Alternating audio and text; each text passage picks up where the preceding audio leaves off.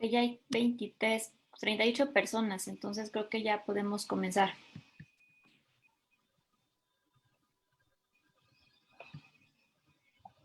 Listo. Pues ya estamos, ¿verdad, John? Ok, pues bienvenidos.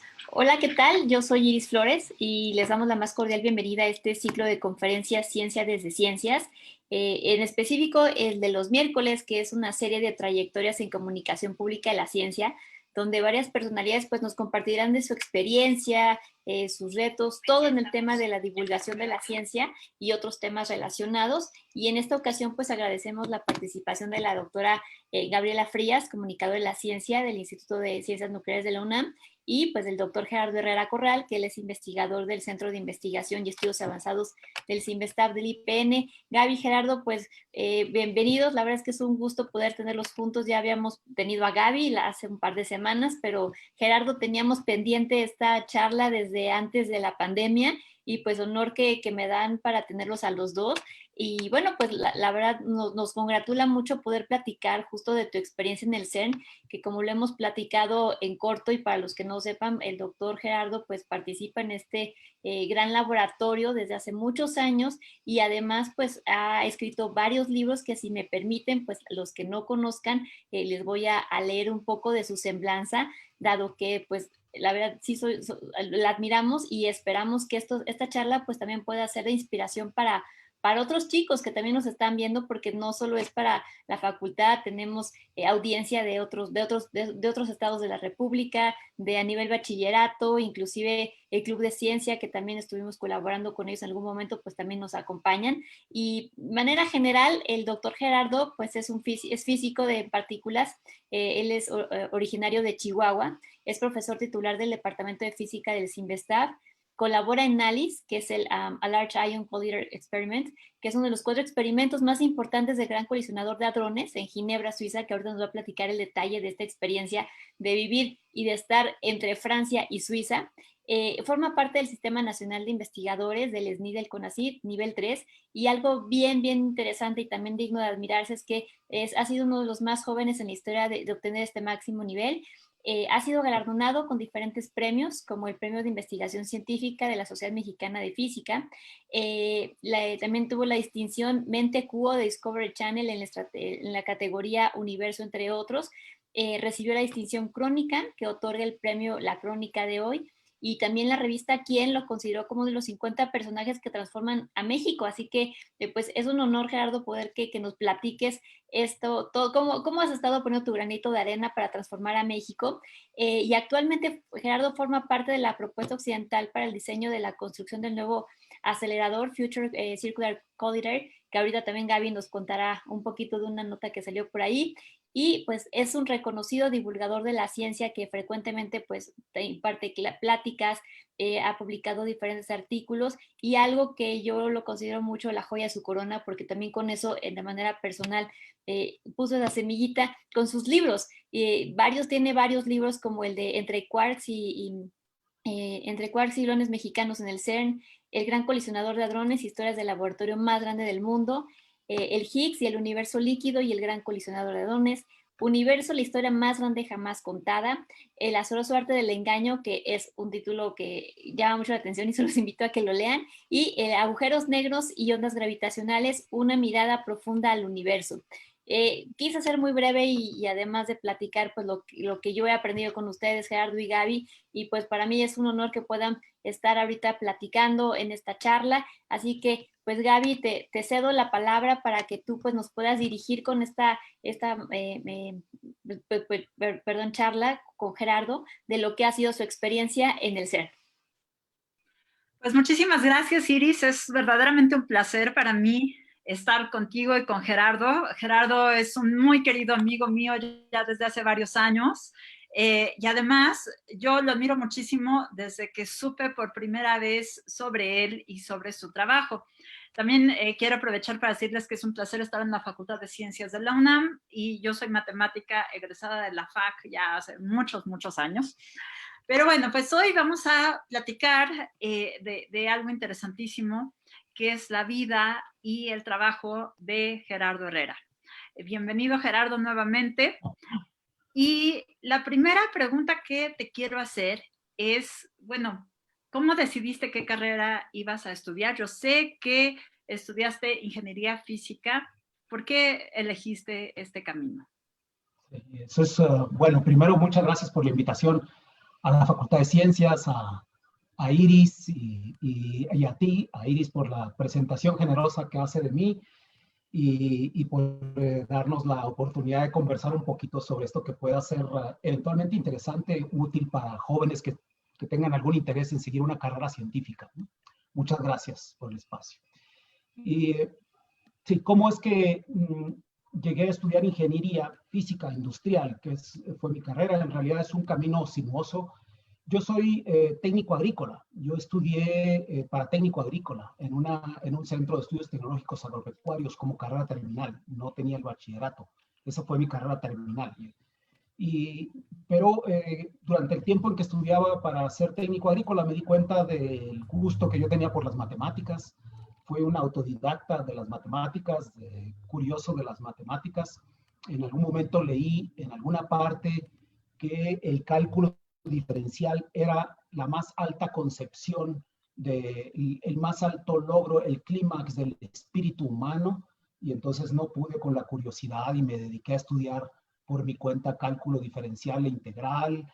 En algún momento escuché que antes de eso, de hecho, había escuchado que Descartes había unido a la geometría con el álgebra, y entonces, ¿cómo puede unir el álgebra a alguien con la geometría? Y entonces me compré un libro de geometría analítica y me puse a estudiarlo.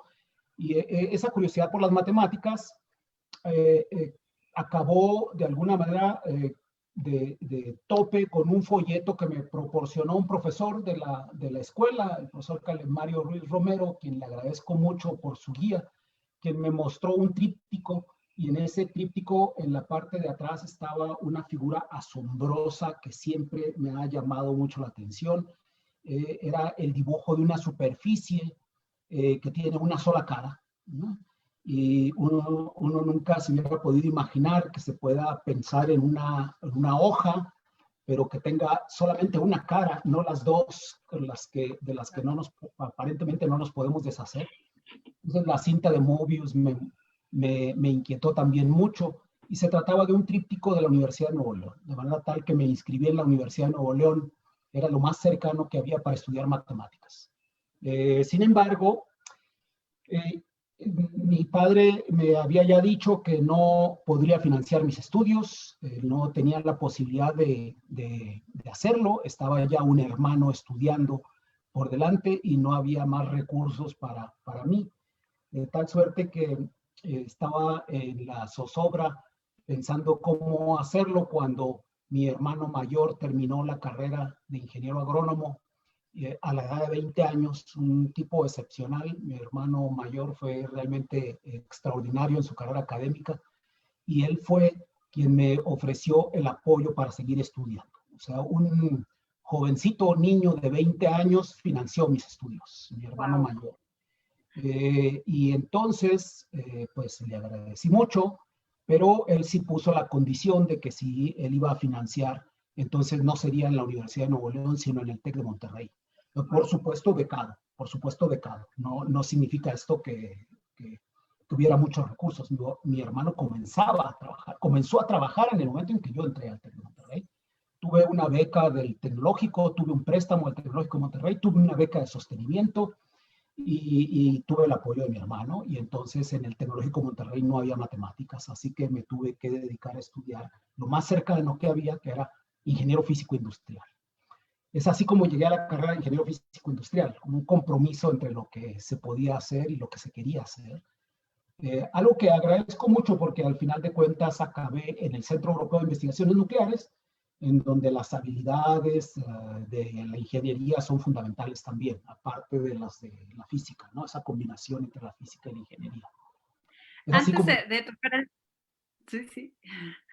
Antes de tocar el punto del CERN, quería que nos contaras muy rápido, después que estudiaste, porque para alguien que trabaja en este tipo de proyectos, pues un doctorado, un postdoc, una maestría son algo esencial en la carrera, ¿verdad? Sí, ¿Qué estudiaste? ¿Y dónde estudiaste? Porque estás estudiando en otro país.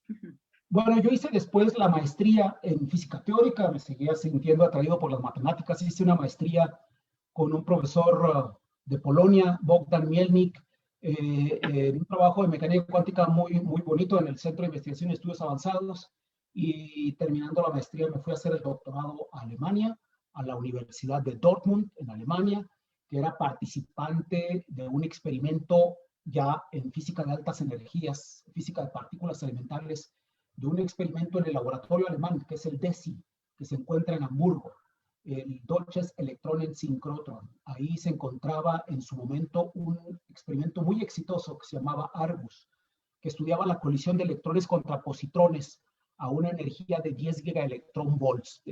Era la energía exacta, mínima y suficiente para producir a un quark muy pesado, que era el que se conocía, que era el más pesado que se conocía en su momento. Todavía no llegaba el top.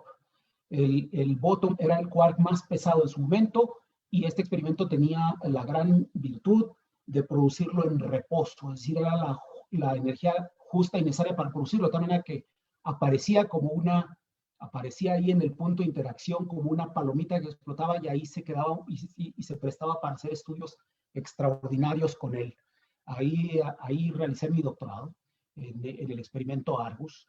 Después regresé a México por un año y me fui a hacer un postdoctorado al Fermilab en los Estados Unidos, donde estaba el acelerador más grande del mundo en su momento, el Tevatron. Era un acelerador de protones y antiprotones, en donde chocaban los protones y los antiprotones a la más alta energía en su momento, que era 1.9 teraelectronvolts. Y también en ese lugar, en ese acelerador, había dos experimentos. Yo me uní al detector de cero y después rápidamente, casi de inmediato, me vi atraído por un experimento más pequeño de blanco fijo, donde se estudiaba la producción de encanto, del quark encanto. Es un quark pesado también, pero menos pesado que el botón. De ahí conocí a físicos brasileños que también trabajaban en ese experimento y me invitaron a seguir trabajando con ellos en el Centro Brasileño de Pesquisas Físicas en Río de Janeiro, en Brasil.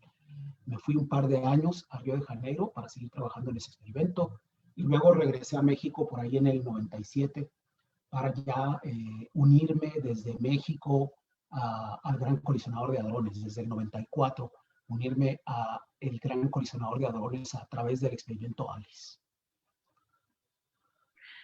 Oye, Gerardo, para los chicos que no saben qué es el Gran Colisionador y qué hay en el CERN, yo quiero decir que es uno de los lugares más espectaculares que he tenido la fortuna de ver en mi vida. Es un laboratorio gigantesco con un experimento que por mucho tiempo se ha considerado el experimento más importante del mundo. Cuéntanos qué es el CERN y qué es el Gran Colisionador. Cuéntanos un poco sobre eso. Lo has dicho muy bien, es el laboratorio más grande del mundo. Es un laboratorio que tiene muchas características que lo hacen muy especial. Laboratorios de altas energías hay en muchas otras partes del mundo. Mencionamos al Fermilab, Está Brookhaven en Estados Unidos, SLAC en Estados Unidos, está Keck en Japón, está el DESI en Alemania. Hay muchos laboratorios de altas energías en el mundo. Sin embargo, el CERN tiene características que lo hacen especial. Uno, por supuesto, es el tamaño. Es un laboratorio gigantesco, el más grande que existe.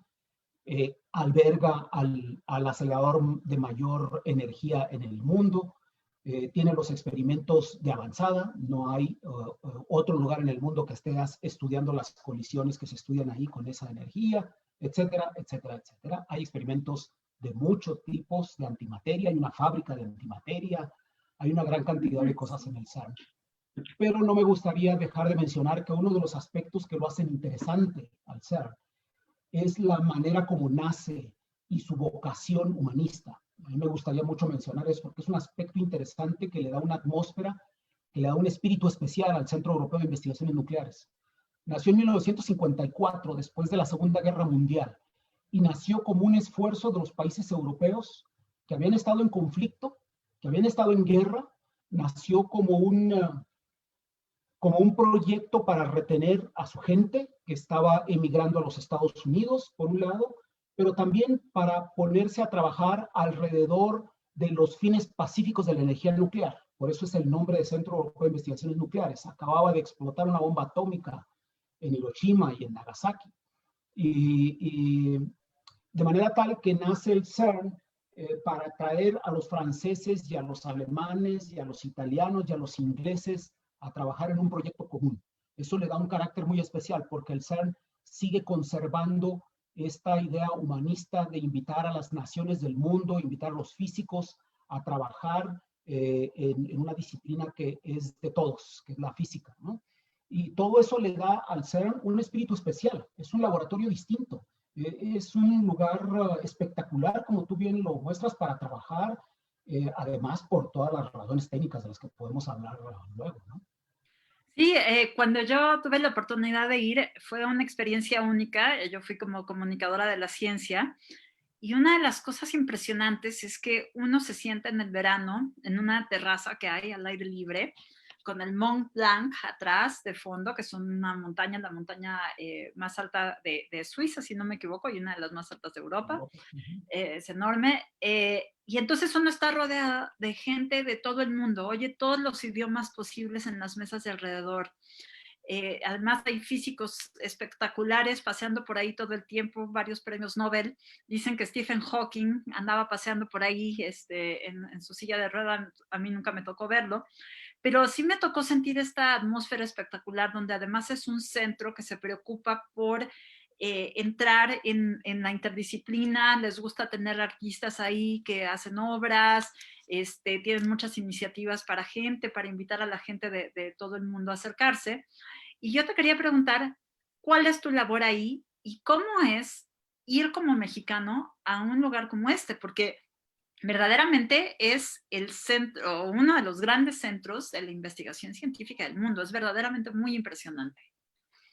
Bueno, para mí ha sido una gran experiencia, por supuesto. Después de haber trabajado en otros proyectos y en otros laboratorios, llegar al CERN significó muchas cosas. Significaba primero estar en el laboratorio de punta, donde se estaba construyendo la máquina de mayor energía y participar en un experimento ahí y hacerlo no como un invitado en el que México ya lo había hecho. México ya había participado como invitado en el Fermilab. Yo comenté hace rato que había estado involucrado en experimentos del Fermilab, de blanco fijo y de cero. Éramos un país invitado y como fuimos país invitado en otros experimentos de otros grupos, de otras instituciones, ser un país invitado significa que el experimento está construido, que hay países que tuvieron el financiamiento y los grupos de trabajo suficientes para construir un experimento y que lo invitan a uno para formar parte del grupo y ayudar en el análisis de los datos. Eso lo teníamos. En el caso de Alice fue distinto. Nosotros llegamos con la propuesta de construcción. Nosotros queríamos participar en el diseño y la construcción del experimento. Y esa era la primera vez, que México participa en un experimento a este nivel. Nosotros hicimos una propuesta en el 98, 99 para construir el sistema de disparo. En 1998, Alice había propuesto un detector en el 93. Yo formé parte de esa propuesta técnica. y había propuesto un sistema de disparo, que es un dispositivo muy veloz que tiene que estar dando la señal de aceptación o de rechazo de los eventos que están ocurriendo, la interacción de protones contra protones, hidrógenos pesados. Y el comité de revisión del experimento, del proyecto, lo había reprobado. Esa propuesta la reprobó en el 98, 99. De manera que en 2000 la colaboración estaba en discusiones para diseñar un nuevo sistema de disparo. Y finalmente en 2001 coincidieron dos grandes eventos para mi fortuna. Una, que el Banco Mundial abrió proyectos en Latinoamérica, en particular en México, Brasil y Chile, proyectos a los que llamó Iniciativa Científica del Milenio. Eran proyectos millonarios y para que uno realizara su sueño. Así lo decía el grupo de Princeton, el líder de Princeton que lideraba al grupo asesor del Banco Mundial. Banco Mundial le pidió a un grupo de físicos de Princeton que vinieran y que seleccionaran proyectos. Y este viejito se acercó a mí en algún momento, por allá en el 2001, y me dijo: queremos apoyar sus sueños, doctor. Díganos qué quiere hacer, ¿no? Y entonces la propuesta que presentamos incluía hacer física médica, hacer proyectos de física médica en México, orientados al diagnóstico de cáncer de mama, que era una problemática que ya se veía venir en aquel entonces para nuestro país. Y además participar en el gran colisionador de hadrones con el diseño y construcción del sistema de disparo que estaba en discusión. Recibimos más de $1 millón, más de $1,5 millones para hacerlo. En ese momento me conocían como The $1 Million Boy. Y con esa cantidad de dinero, entonces, es posible convocar instituciones y así lo hicimos. Formamos un grupo en México de gente muy competente de la Universidad Nacional Autónoma de México, de la UAP, de la Universidad de Puebla, de la Universidad de Sinaloa, de la Universidad de Michoacán, del CIMBESTAB Mérida, del CIMBESTAB México, y ya todos en grupo fuimos y presentamos una propuesta a LIS para realizar el sistema de disparo, cosa que hicimos y que fue un éxito extraordinario. Nuestro detector, nuestro diseño fue un gran éxito. El detector B0 es el único detector de los 19 que componen a ALICE, es el único que funcionó todo el tiempo y que está en todas las publicaciones, salvo por creo que 5 publicaciones en las que se habla de otros detectores, pero estamos es el detector más eficiente y que fue más importante en la corrida 1 y la corrida 2 del experimento ALICE. Entonces ha sido todo un éxito nuestro trabajo en el experimento. Yo tuve la oportunidad de bajar a ALICE y tenía la piel chinita de pensar que un grupo de mexicanos había construido parte de ese detector.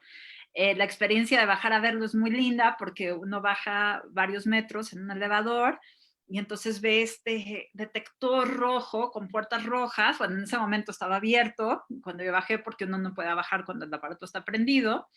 Y es verdaderamente una cosa muy emocionante ver que los mexicanos han estado trabajando en ALICE.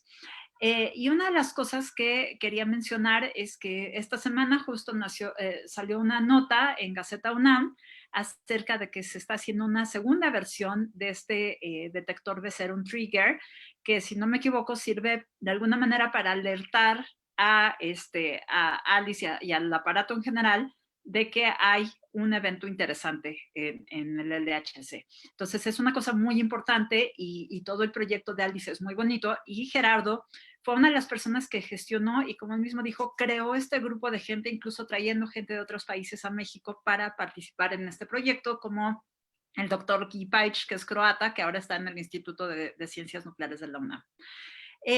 Una cosa que quería preguntarte, Gerardo, es que uno no se imagina muy bien cómo es estar en estas colaboraciones. Y hay dos partes, o varias partes, ¿no? Por un lado está la parte de la física, la ingeniería, todo el trabajo teórico, práctico, porque en los detectores se necesita hacer muchos trabajos prácticos con todas las partes técnicas, y además hay gente que trabaja en la parte de cómputo.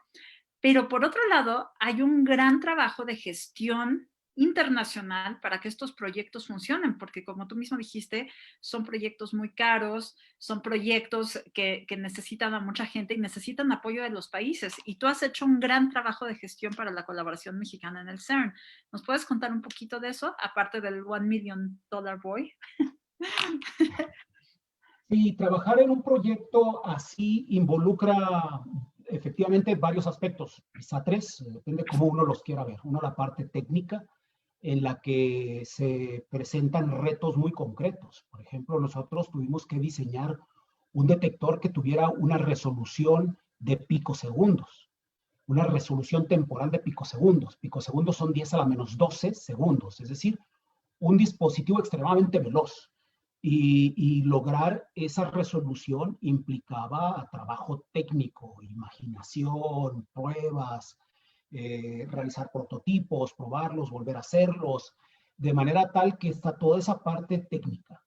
Luego, como bien dices, está toda la parte de gestión, todo lo que significa, en nuestro caso, empezar en México con una participación de ese nivel, participar en proyectos internacionales de largo aliento.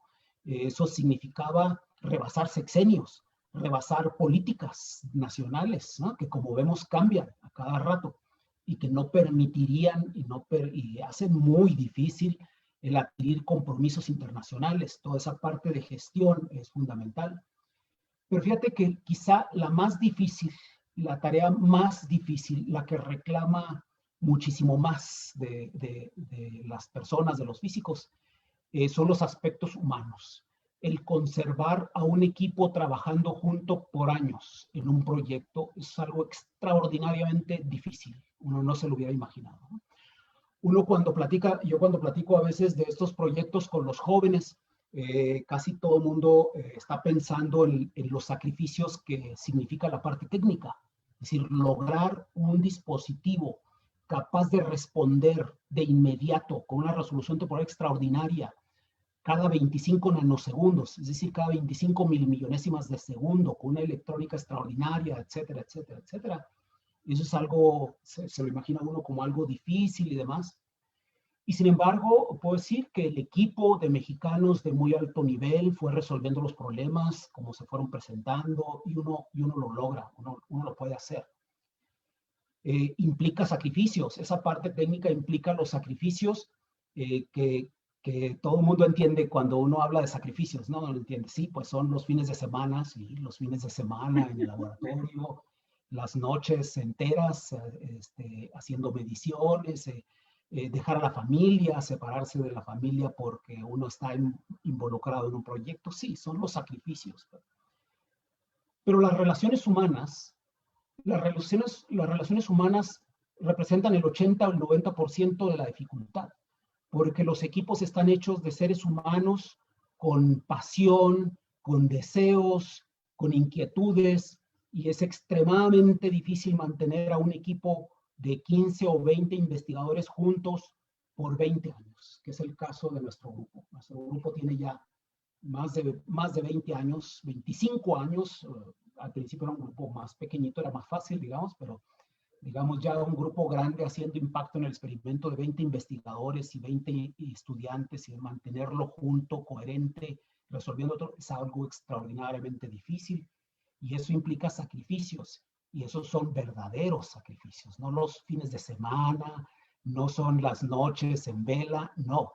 Esos son los sacrificios más duros, los que representan cambio en ti mismo, los que significan que vas a tener que dejar de ser lo que eras, ¿eh? Donde vas a tener que cruzar líneas que no querías cruzar. Esos son los sacrificios más fuertes, y yo diría que es ahí donde están los retos. Esa es la parte fantástica de trabajar en esos proyectos. Pero han logrado un equipo increíble. Yo conozco a varios de los miembros y quiero hacer un paréntesis para decirle a los chicos que nos están oyendo que hay muchas oportunidades para que trabajen con gente de este grupo y además para que visiten el CERN. Hay veranos para estudiantes en el CERN, hay becas para que se vayan a pasar un tiempo allá, es una experiencia espectacular. ¿Y qué creen? Muchas veces las becas se quedan porque a la gente le da miedo aplicar por la beca y dicen, no, a lo mejor yo no voy a quedar. Inténtenlo si tienen la oportunidad porque es una experiencia única en la vida ir al CERN y trabajar con un grupo de la calidad del grupo de los mexicanos que trabajan allá. Ahora sí continúo con otra de mis partes preferidas. Yo soy fan de Gerardo como divulgador de la ciencia también. Gerardo, aparte de hacer todo esto, de viajar, de estar en el Cinvestav, de ir y venir al CERN, se ha tomado el tiempo y la dedicación para convertirse en uno de los mejores divulgadores de la ciencia de este país. Y eso es una cosa verdaderamente espectacular. Y además es espectacular porque en sus libros habla de las cosas que están trabajando los científicos en este momento, de la ciencia de punta, no de la ciencia de hace 40, 50 años, sino de lo que está pasando ahorita. Y eso es algo increíble. Entonces, él ha escrito muchísimos artículos en periódicos, por ejemplo, en La Crónica y en Milenio. Ha escrito también varios libros, por ejemplo, El azaroso arte del engaño, que ya mencionó Iris, Agujeros negros y ondas gravitacionales, sobre los descubrimientos más recientes sobre estos temas. Y además, fíjense este título, qué bonito, El Higgs, el universo líquido y el gran colisionador de hadrones. El gran colisionador de hadrones y el universo. Ah, perdón, y el universo, la historia más grande jamás contada, que es también un título muy sugerente. Entonces, te quería preguntar, Gerardo, ¿de dónde nació el interés por hacer divulgación de la ciencia y de dónde tomas la inspiración para tus libros? Bueno, yo creo que he sido inquieto en general, mis intereses son muy amplios, eso es una gran desventaja cuando se quiere ser investigador, porque ser investigador requiere la concentración, el foco en algo, y en mi caso he sido un poco disperso, me he interesado en muchos temas, me interesaba mucho la biología, me interesaba mucho también la literatura y la filosofía, y yo creo que quizás está relacionado un poco con eso, con el interés que siempre tuve un poco por la escritura, por un lado, pero sobre todo creo yo que es un estado de enamoramiento, como lo decía Carl Sagan, ¿no? Carl Sagan acostumbraba a decir que él no concibe, no puede entender que un científico no quiera hablar de lo que hace, porque decía, cuando uno está enamorado, uno quiere que todo el mundo lo sepa, uno va por el mundo queriendo que todos se enteren que uno está enamorado, y los científicos estamos enamorados de lo que hacemos. Yo creo que eso tiene que ver, de alguna manera, uno encuentra en su camino, en el aprendizaje, va encontrando cosas fantásticas, cosas maravillosas de la naturaleza, del comportamiento, de la manera como el universo ha llegado a ser lo que es, que en algún momento dice, y esto yo lo tengo que contar, se lo tengo que contar a la gente, porque es algo extraordinario, ¿no? Yo creo que tiene que ver con eso. La inspiración está en todos lados. A mí me ha parecido inspirador el laboratorio, el Centro Europeo de Investigaciones Nucleares me ha parecido inspirador desde muchas perspectivas. Por ejemplo, una imagen que no me deja de maravillar en el Centro Europeo de Investigaciones Nucleares es tener ahí al talento extraordinario en todas las áreas del conocimiento, un poco ahí perdidos en oficinas desordenadas y en jacalones oscuros, en talleres desolados y, en fin, no son las oficinas de lujo de un banco, son los laboratorios más descuidados donde la decoración no ha sido cuidada como normalmente otros gremios lo hacen, y ahí encuentras a gente que trabaja en silencio, un poco aislada, abandonada, sin reconocimiento, gente que nunca lo tendrá, gente que nunca tendrá el reconocimiento porque no lo busca, pero que está ahí, y esa es la gente con la que uno tiene que ir a platicar. Esa es la gente que va a resolver los grandes problemas porque son los especialistas, son los absolutos expertos en todo y cada uno de los detalles, de los temas que hacen posible un experimento grandioso. Eso es inspirador. Eso para mí es inspirador. Es inspirador de pronto sentarse a conversar con un viejo Jack Steinberger, descubridor de los neutrinos del muón, que llega al laboratorio todos los días de la mañana en su bicicleta y se sienta ahí, y entonces uno se sienta a conversar de la vida. Y hay historias fantásticas que son inspiradoras, ¿no? En uno de mis libros, en el laboratorio más grande del mundo, cuento la historia de Wing Klein, por ejemplo, para aterrizar un poco una historia de un personaje extraordinario. Wing Klein fue la primera computadora del CERN, la primera computadora del Centro Europeo de Investigaciones Nucleares. Era una persona, era un ser humano, el que hacía los cálculos. Era uno de estos calculistas extraordinarios que te pueden sacar la raíz número 13 de un número de 100 cifras en 2 minutos. Ese es el nivel de cálculo que tenía Wing Klein, y es una historia fantástica que está contada en uno de mis libros. Todo eso es inspirador. Yo creo que por ahí sería la explicación. ¿Sí? Y yo tengo que confesar que a mí tú me inspiras mucho cuando leo tus libros, y cuando tú y yo tenemos conversaciones con un amigo común, Pepe Gordon, que también es divulgador de la ciencia. Igual que en tus libros y en tus conversaciones, siempre aprendo cosas nuevas, espectaculares. O sea, esta idea, por ejemplo, del universo líquido, del líquido perfecto, que Pepe Gordon justo describe como si fuera un cardumen de peces. Bueno, ese tipo de ideas que desafían nuestra intuición y nuestra imaginación son verdaderamente espectaculares en la física de esta época. Y el hecho de que tú hayas podido llevarlas a los libros es verdaderamente fantástico, sobre todo para los que entramos por la orillita, o sea, como vadeando el universo, como decía Carl Sagan, ¿no? El océano cósmico. Y entonces podemos acercarnos más a estos temas, aprender y tener mayor curiosidad. Entonces, me parece que son unos textos maravillosos, se los recomiendo mucho, y ahorita voy a tocar el tema de otro de estos textos al final de la charla. Pero antes te quiero preguntar, ¿cuáles son los retos que tú crees que enfrenta la ciencia en México en este momento? Bueno, la ciencia en este momento en nuestro país está pasando por una etapa muy difícil. Yo creo que es la etapa más difícil que he vivido yo desde que llegué a nuestro país hace 30 años, aproximadamente, 28, 29 años hace que yo llegué a México para comenzar una carrera de investigador, y no vi nunca una situación tan difícil como la que estamos enfrentando ahora, una administración federal que nos ha mostrado ya abiertamente su desinterés por la ciencia, ¿no? Muy desafortunado en buena medida, porque yo mismo voté para que esa administración llegara al poder. Yo apoyé y apoyo en muchos sentidos la 4T, pero es una desilusión terrible que la izquierda, en la que siempre pensamos es la que apoya a la ciencia como cultura, no lo haga. Es una gran desilusión. Entonces tenemos una reducción durísima al presupuesto destinado para ciencia. Se retiraron los gastos para seguros médicos. Para yo trabajar en el CERN necesito presentar un seguro de gastos médicos, si no, no puedo entrar en el laboratorio. Ahora lo tengo que comprar de mi bolsa, ya no lo tengo más, porque se consideró que era un privilegio. Nos grabaron las becas de desempeño académico, que son becas basadas en la productividad, que son becas basadas en trabajo. Es decir, los científicos somos, además de los más revisados, somos los más castigados, porque nuestro salario depende de lo que hagamos. Nosotros no ganamos un salario fijo, depende de lo que hagamos. Y eso tiene carácter de becas, pero ahora ya no son más becas, se acabaron, ahora son entradas que son grabadas.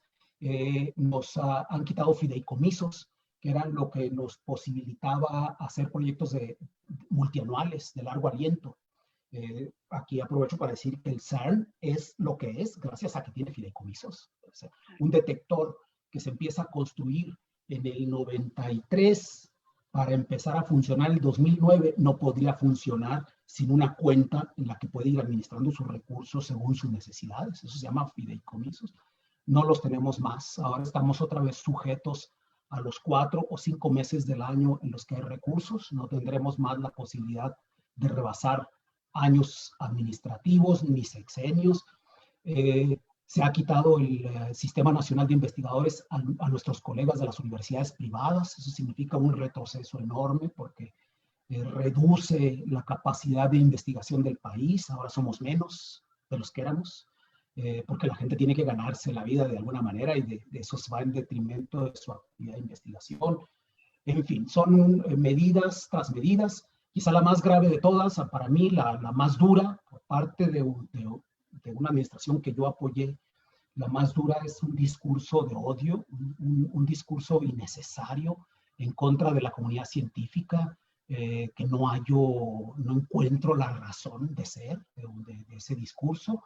¿Por qué utilizar el apodo de políticos, administradores, abogados que estaban alrededor de Porfirio Díaz y que se autodenominaban científicos porque era algún apodo que tenían que tener, y utilizarlo para decir que son los científicos que apoyaban? O es ignorancia histórica o es un deseo de comunicarle a la gente algo en contra de los científicos. En fin, un discurso muy dañino, creo yo. En fin, es una etapa difícil. Yo creo que el gran reto de la comunidad ahora es sobrevivir 4 años y ver cómo nos pinta una nueva administración.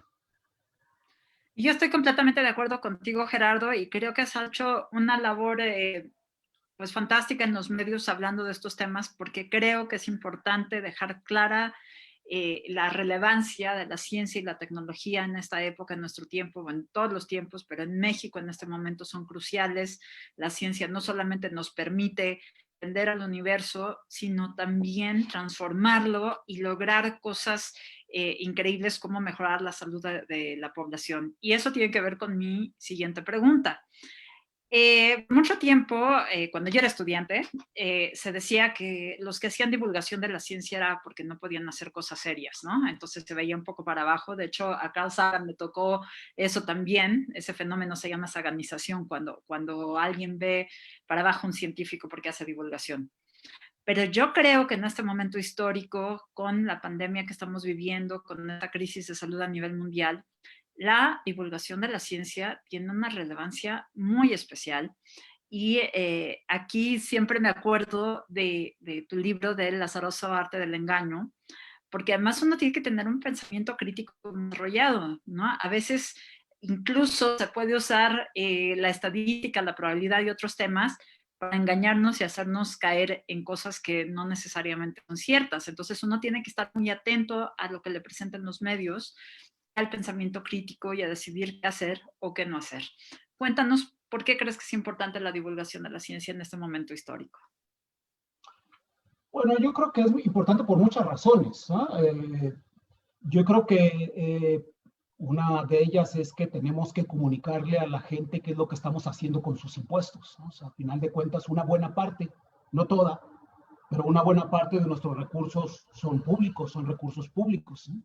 Y en ese sentido también la Administración Federal tiene razón en vigilar con interés cómo se manejan esos recursos, indudablemente.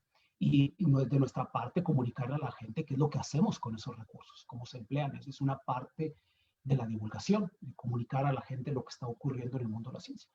Pero la verdad es que los intereses son más idealistas, son el que la gente continúe su formación, que la formación, la educación no termina cuando terminamos la escuela, cuando recibimos un título, un grado, que el conocimiento siga avanzando, que es conocimiento vivo porque está cambiando y es necesario en ese sentido mantener una educación continua. La divulgación cumple un poco esa función de continuidad de la educación, ¿no? Pero sobre todo porque también la divulgación plantea nuevas perspectivas. La divulgación es a diferencia de cómo mucha gente la entiende o la aprecia, ahora que mencionabas de nuestros colegas investigadores que la ven hacia abajo, es porque quizá no se percatan de que hay un proceso creativo en la divulgación. Es necesario imaginar, pensar, encontrar formas de comunicar algo, de comunicar ideas que están plasmadas en una ecuación, que no ha sido traducida a las palabras, y traducir a las palabras las ideas de una manera accesible también representa un reto, y además representa, yo diría, el más alto nivel de comprensión de las ideas. De manera tal que si Si un investigador cree que su labor termina con un paper de ecuaciones en el que están plasmadas algunas ideas, pero no se es capaz de verbalizar, de ponerlo en oraciones comprensibles, si no es capaz de hacerlo, implica también una carencia en la comprensión, ¿no? Ya Feynman lo decía, uno comprende en el momento en que puede comunicarlo. Si no puedes comunicar una idea, no la has entendido, ¿no? Yo creo que también tiene ese papel la divulgación. Nos hace revisar a los que queremos divulgar, nos hace revisar, nos hace replantear posturas, nos hace ver el mismo fenómeno desde diferentes perspectivas y compartirlo. Esto lo compartimos con todos para tener una mejor visión del universo, de dónde estamos, ¿no? Claro. Sí, la divulgación de la ciencia enriquece tanto a los que la hacen como a quienes la reciben. Y es una cosa, una labor verdaderamente maravillosa que, bueno, a mí me encanta. Gerardo, vamos llegando al final de nuestra plática. Tenemos una pregunta. Nos dicen que, ¿cuál es el perfil que buscan en el CERN para los estudiantes de doctorado? Mira, el Centro Europeo de Investigaciones Nucleares es un laboratorio extremadamente grande que tiene muchísimas áreas en las que la gente puede desarrollarse y hacer sus trabajos de tesis o sus estudios de maestría, doctorado o hasta de licenciatura.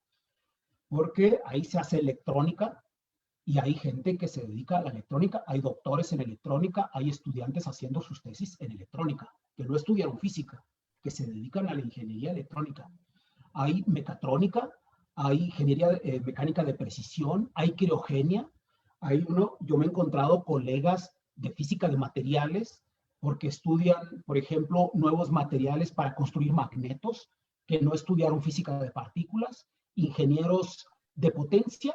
Me he encontrado colegas que se dedican, por ejemplo, a hacer transformadores como los que bajan los 30,000 volts que nos dan las líneas para que nosotros tengamos 120 en nuestra casa, pero acá son transformadores un poco más retadores, digamos, de acuerdo con los proyectos.